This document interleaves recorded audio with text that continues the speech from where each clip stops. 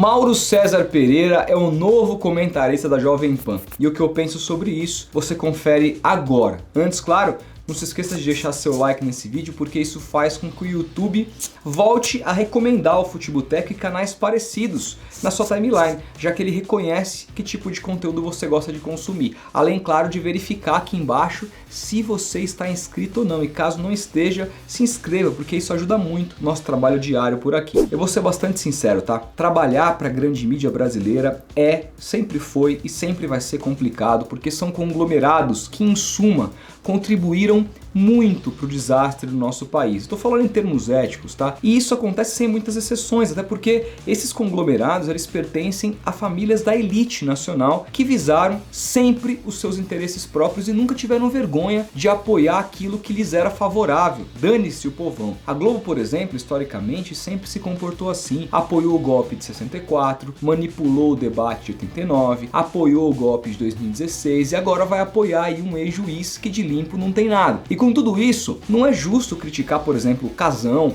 ou o Galvão por prestar serviço ao departamento de esportes dessa empresa. Eu, pelo menos, não acho. Assim como eu não acho justo criticar o Mauro César por trabalhar no SBT, por exemplo, cujo dono sempre indiscriminadamente apoiou todos os governos desse país, sem exceção, sempre fazendo de tudo para ser beneficiário do Estado, mesmo diante de absurdos históricos, que se calou. Agora, quando se trata da Jovem Pan, aí, putz, pra mim o buraco é mais embaixo, é muito mais difícil de eu ter essa visão, porque aqui a gente tá falando de uma outra esfera, a gente tá falando de uma empresa que deliberadamente lucrou e lucra em cima de fake news, em cima de mentiras, se escondendo atrás de opiniões de comentaristas escolhidos a dedo pelo seu dono. Até fake news sobre distanciamento social e vacina em plena pandemia, a gente foi obrigado a ver, mesmo que isso contrariasse toda a classe científica. Eu tenho certeza absoluta que muita gente que está agora paradinho vendo esse vídeo foi intoxicado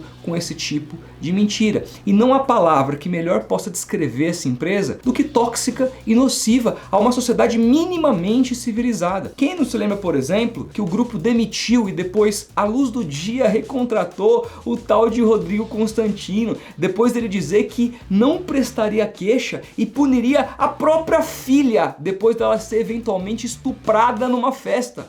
O cara disse isso. Se minha filha chegar em casa, eu dou boa educação para que isso não aconteça, mas a gente nunca controla tudo. Se ela chegar em casa um dia falando, pai, fui pra uma festinha, fui estuprada, me dá as circunstâncias.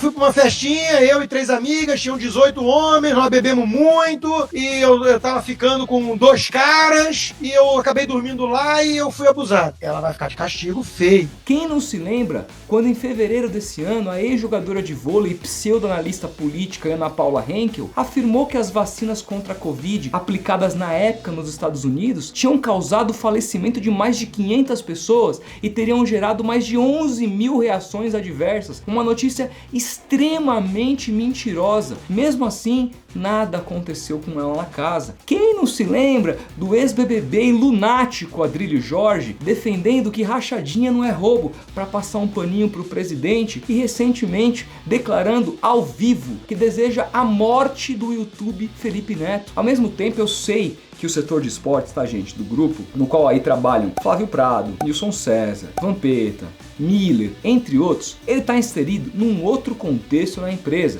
E eu tenho absoluta certeza de que lá não trabalham só reacionários da extrema direita, que o Mauro vai ter total liberdade para falar o que ele pensa, mesmo se for algo que confronte o atual governo, desde que, claro, esteja atrelado a alguma pauta esportiva. Porém, não deixa de ser uma grande decepção para mim, e isso eu confesso e tendo aqui a explicar. Primeiro que assim, diferentemente de todos os caras que eu citei aqui que trabalham no esporte da Jovem Pan, o Mauro sempre teve uma característica, ele sempre se posicionou firmemente sobre essas questões mais delicadas e sempre teve a premissa de não separar a política de futebol, simplesmente porque ele sabe que mesmo contrariando boa parte do público que fica, fala de futebol, não quero ouvir falar de política e blá blá blá blá blá, são coisas que andam juntas, ele sabe disso. Segundo, que tudo que eu citei aqui sobre essas práticas da Jovem Pan, ele tá cansado de saber e eu tenho certeza que ele repudia. Terceiro, que eu vejo o Mauro hoje numa condição bastante favorável para não precisar aceitar um convite desse.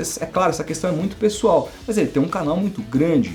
aqui na plataforma e lucra muito dinheiro com isso. Eu posso afirmar isso porque eu tenho o Futeboteco, que apesar de ser muito menor que o canal dele, me dá aí uma noção bastante realista do quanto a galera tá ganhando por aqui, dependendo, claro, das suas visualizações. Ele tem muitas. Isso sem contar os vários anunciantes que a gente vê por lá no canal dele. Não é à toa que ele meteu uma banana pra Disney, para poder focar no seu canal aqui no YouTube e ter a liberdade de lucrar individualmente com isso. Além, claro, de poder continuar no UOL, no qual ele tem blog e participa de vários programas da casa, no SBT e na TV Cultura agora mais recentemente. Então assim, emprego é o que não falta pro Mauro e eu tenho certeza que não tá faltando comida na mesa da casa dele. Ao mesmo tempo, o cara tem total liberdade de trabalhar onde ele quiser. Ele não tá fazendo nada ilegal e nem acho, por exemplo, que ele deva ser cancelado na internet por aceitar esse trabalho. Mas eu tenho certeza também que esse movimento vai fazer muitas pessoas que o acompanham de longa data e o admiram se decepcionarem, como é meu caso. Ao mesmo tempo, nem tudo é preto no branco. Eu não deixo de considerá-lo um dos melhores comentaristas do país por conta disso. Tanto que nesse fim de semana, confesso que eu mandei uma mensagem para ele no privado